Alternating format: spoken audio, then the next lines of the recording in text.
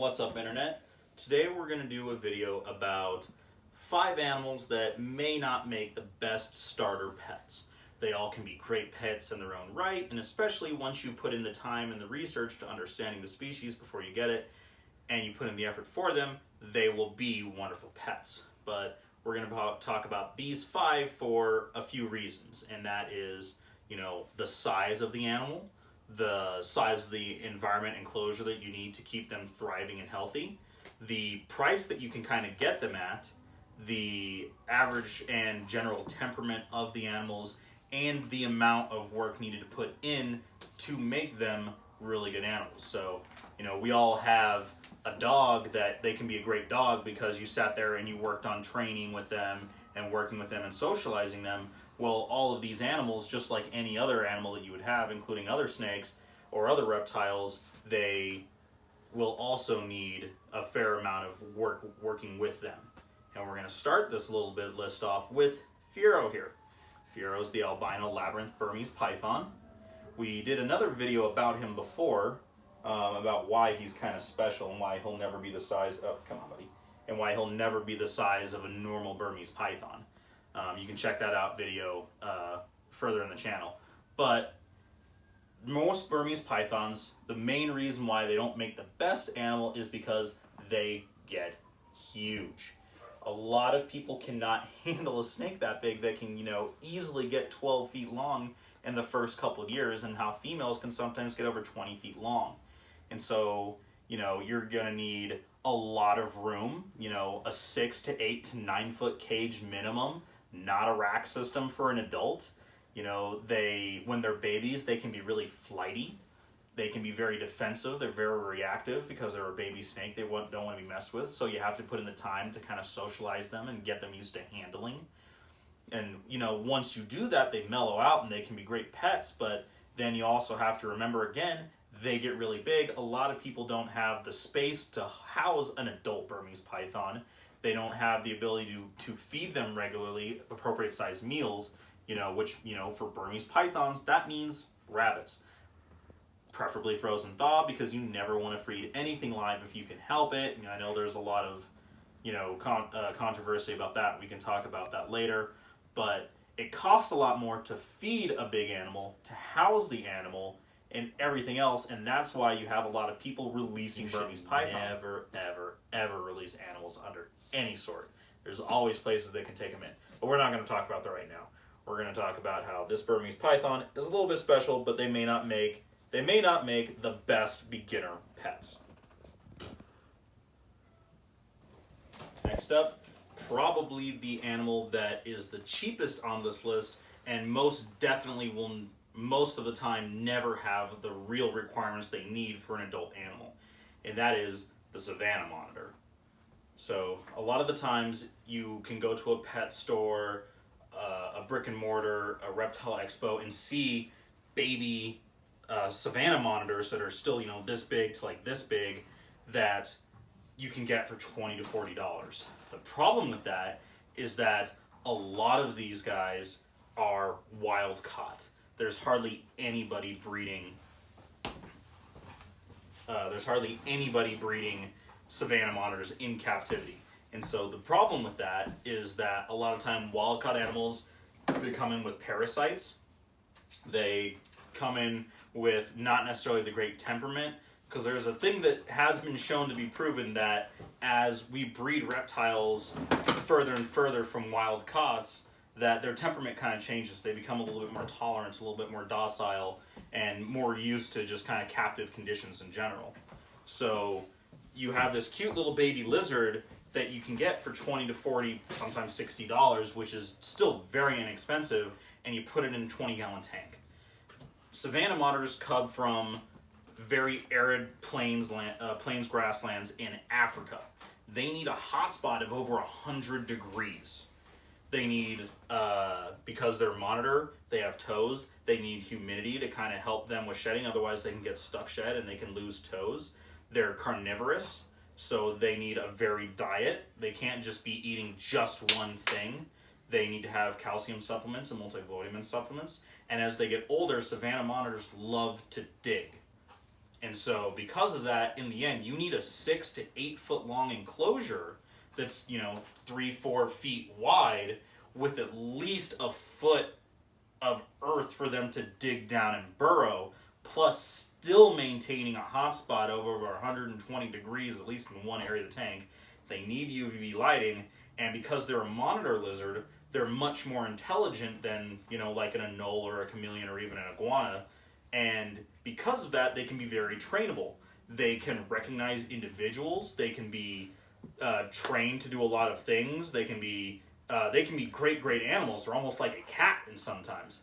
But they're also a carnivorous apex predator, which means that you need to put in a lot of time to socialize them. For when they're little, they think you're going to eat them, to when they're an adult, where you're still bigger than them, so they still might be considered a prey on them, not to mention that you're a threat to them in general. So you need to put in a lot of time to socialize them to make great pets. So next up on the list, obviously, the iguana. The iguanas have been one of the most popular reptile lizards kept in the hobby since the 90s, when Tom Crutchfield first imported them into the United States. And they don't make the best pet for a number of reasons, although they certainly can, but it takes a while. Is that, number one, when you get a baby iguana, all iguanas are absolutely terrified of everything. And this little boy is actually a rescue, and we're still getting him used to being worked with, and we try to put him on the shoulder like I do with our larger red iguana, and as you can see, that led to a lot of complications with my dreadlocks. So iguanas don't make the best starter pet. They certainly can if you give the right time and energy to do so, because, well, A, they're absolutely terrified of everything, so handling a baby iguana is a very difficult thing to do. I'm not going to move around too much with this guy. I don't want him to freak out. So you have to get them used to handling you, which means they're going to run. They're going to possibly drop their tails, because like a lot of lizards, they can drop part of their tails. This guy has a bit of a messed up tail. That's not because he dropped it, but because of a fungal infection that he had. And as you can see, he's also missing the end of a couple of his toes and stuff like that. But his tail is growing back, toes won't grow back. That's because of the conditions that he was kept in before we got him. But when they're babies, they're running around like crazy. They're tail whipping, they're biting. They have very, very sharp claws that they use for climbing trees. But because they're very, very sharp claws, when they climb on you, when you're trying to handle them, it will tear you up. So once they do get accustomed to handling, you can actually use like a dog or like small animal toenail clippers to kind of trim their claws to kind of help with that a little bit too. But they get very, very large. So an adult male iguana can get almost 6 feet long from nose to tail. And that tail is strong. That can do some damage when they tail whip, because that's one of their defense mechanisms, is they tail whip, and that it acts like a whip. It can break skin. They're very arboreal, which means that whatever enclosure you decide to get them, they need to not only be long, because it's a really big lizard, it needs to be very tall, because in the wild they spend almost their entire lives, or they can spend almost their entire lives in the trees, only really coming down to drink and to eat and find other things, and for mating and stuff like that. But for a vast majority of their lives, they do spend in the trees. And unfortunately, these guys, you can pick up a regular common green iguana, at a brick and mortar store for, sometimes as low as $20, usually around like 50 to 75. And then, the varying morphs, the reds, the blues, and now they have translucents and hypos and albinos and all sorts of other stuff. And those are much more expensive. But you can get them for very cheap, and a lot of people get them, and they put them in, a 55 or even 125, and that's just not big enough for them. They need UVB light. They need socialization and to get used to handling. That's how you get those really chill iguanas you see people walking around. But that takes a lot of time. And we'll do a little bit more in-depth detail video about iguanas later, but this is just kind of show you why they don't necessarily make the best pets. They can be great, but it just takes a lot of effort to put in there. You need a big enclosure. You need a lot of time handling them. They need varied diets, just like every other lizard with the multivitamins. They can't eat just romaine lettuce. And there you go. You did so good, buddy. I'm so proud of you. For the reptile that probably has the worst or the most misleading care information on this list, and probably period, is the Redeared Slider. That is the most commonly kept aquatic turtle in captivity, at least in North America. And they're so readily available, and they pop up all the time, all over the place. We've all heard the stories of our parents and grandparents saying that, on the side of the road there were people selling, Redeared Sliders for a quarter this big. And there's actually now a law in place federally that you can't sell turtles under a certain size, and I'm spacing on the size, but I want to say it's 3 inches of carapace size. Someone please correct me in the comments if I don't quite get that right. And they don't even sell them that size anymore because so many cases of kids putting them in their mouths leading to salmonella. But even now, when that doesn't really happen much anymore, there's still in every brick and mortar store. There's still at plenty of reptile shows. They're just all over the place. And that's because they reproduce very quickly and they have a lot of offspring. But the problem with Redeared Sliders is that no one seems to really understand how big they get and how large of aquariums or enclosures they need to be kept in to be able to accommodate that. So Redeared Sliders, they can get up to, and sometimes even a little bit larger than, a foot in carapace length. So that's, that's about like that as a big, big female. And a good rule of thumb for aquatic turtles is 10 gallons of water per inch of the turtle's length. So when you have a full-grown turtle, that's a 120-gallon tank. Most people, and I don't know where this information comes from because I've read stuff online, and that rule of 10 per inch is all over the place, but it's this very common idea that a 40-gallon tank is just fine for one turtle, and it really isn't. The other thing to remember is that any animal that eats a protein-based meal, and turtles and Redeared Sliders are carnivorous, they eat a lot of fish and crustaceans and stuff like that, is that their poop is really gross. And so when you have an animal that's just living in water, that you can't keep them on newspaper and bedding and stuff where you can just pick up the little poop when they do it, it goes in their water. You need to clean out the water all the time. And so because of that, you need a very strong filter to help alleviate some of that. So you have this turtle that, for whatever reason, everybody thinks you can keep in this little thing, when in reality they need to be kept in a much, much larger enclosure.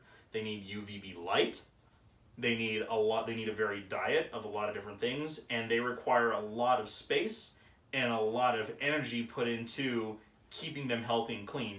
Changing the UV bulbs every 6 months, making sure that they're getting proper diet and vitamin supplements, as well as just giving them the right amount of space.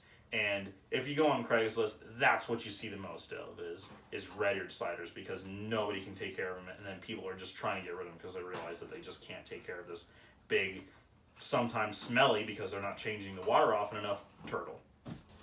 Next up is water monitors, and really any very large monitor species like laces, Argus, Nile monitors, but we're going to talk about water monitors in particular, but the same kind of applies for all of them. Most of those you can pick up for pretty inexpensive. I've seen water monitors for under $200 for little babies, usually wild caughts. And again, we talked about before, wild caughts, they come in with parasites, they're a little bit more delicate, it takes a while for them to get used to captivity, they're a little bit more flighty as a whole. And young monitors are, just kind of as a general rule, very flighty, very reactive. But monitors are a very, very intelligent species, specifically water monitors. We've all seen, there's the Disney show where they have the big water monitor. I think it's a girl in the TV show, but he's actually a very big male. And we've seen Kevin McCurley's videos from Nerd, where he has these super hand-tamed water monitors and things like that. And a lot of people see that and they go, I want to get a water monitor. That's so cool to have this giant lizard that's like a cat or a dog. But the problem with that is that that's a 6, 7, 8 foot long lizard. That it's a carnivorous apex predator. That they are very smart. they do learn things. And so they can be easily trainable, but that means that you need to stay on top of things. You need to be consistent, as well as they need a lot of room. We've all heard about people who have like an entire room for themselves. I don't know if necessarily a whole room in a house is a necessity, but they need very large accommodations. They need a huge water bowl for them to at least not necessarily swim around in, because that's a giant lizard, but you know, to get a good portion of their body in to kind of help cool down, and they like to bathe in the water. They need a big basking area with a very, very high hot spot, depending on the species. Like Nile monitor is easily over 100 degrees. Water monitor is not quite as high. They eat a lot of meat, so it costs a little bit more. So, you know, they whole prey items like whole rodents, you know, chicken, fish, all sorts of things like that, where that all costs a lot. And then, you know, like we said before, they're really intelligent, which means that if you put in the work and consistent training, they can be great, great pets. But that's something you have to do every single day. They can be a very social animal, but you have to keep that training consistently. They have to have, you know, kind of this positive reinforcement and things like that to help them with everything in general. So, water monitors can be great, great, wonderful pets, but I would not recommend them for a lot of reptile owners. I can't remember if I said 5 or for a specific number, or if I just said a few, but either way, last on the list, giant tortoises. So specifically, the African spur-thighed or sulcata tortoise. These guys are a little bit different, where they're not necessarily what most people would get as like a first reptile, but they are rather inexpensive. You can get babies for, you know, $150, something like that. But the main reason why these guys won't necessarily make the best pets is because of how big they get and how long they live. These guys can live over 150 years. So at some point down the road, I'm gonna have to figure out who Speed Bump's going to, as well as our other little guy in there too, who's even younger than him. The other thing is these guys get huge. Males can get over 150 pounds. Females sometimes around a little over 100 pounds. And so because of that, they need very large enclosures. You know, for more tropical climates and stuff like that, they're outside a lot. And then with small areas for them to kind of come in when the weather doesn't get bad. But for more temperate or colder climates, like in Colorado, they need basically a small building for them to live into when the weather isn't really nice for them, that you can still provide them heat and UVB lighting when they can't be outside in the natural light of the sun. And so, you know, they seem like really cool pets, because, you know, we've all gone to the zoo and places like that, or a petting zoo or stuff, where you see these giant tortoises that are just kind of lumbering around, and they look really cool. And I'll admit that these guys have some fun personality to them. They are definitely individuals, but they require so much space, and they live such a long time where it can get very expensive, and you got to figure out where you're going to put the guys, both while you're around and while after you're not. Not to mention that they eat a lot. These big grassland tortoises from Africa, they're constant grazers, which means they're constantly eating, which means a lot of poop as well. Their diet needs to be, you know, a lot of grasses and leafy greens and stuff. A lot of people, you know, use as a supplement these kind of prepared diets specifically for tortoises, and then they'll add in fresh greens and stuff. Here we feed basically exclusively fresh greens, and that gets expensive too. And so, you know, that's why they don't necessarily make the best perfect pet. But Speed Bump here, like all the rest of the animals on this video, they make great, great pets, but they take a lot of time, a lot more research, a lot more energy, space, and money in general to take care of them, which is why, you know, once you kind of have the reptile bug, or you think that this is something that you want to commit to, make sure you do your research, guys. You know, read more than just the brick and mortar store pet sheet or whatever you find on Wikipedia.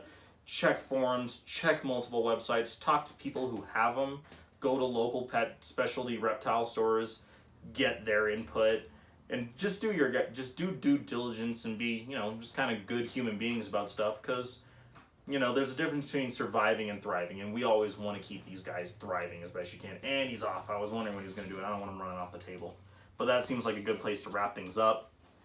You know, if you guys like this video, let me know down in the comments. Please like and subscribe if you can. I want to get this message out to a lot of guys, you know, both with the fun little show-off videos, as well as more videos like this that kind of, you know, give a little bit more of an informed opinion about stuff.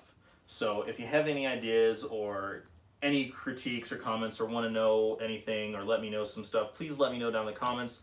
Tell your friends about this. Have a great day, and I'll see you next time.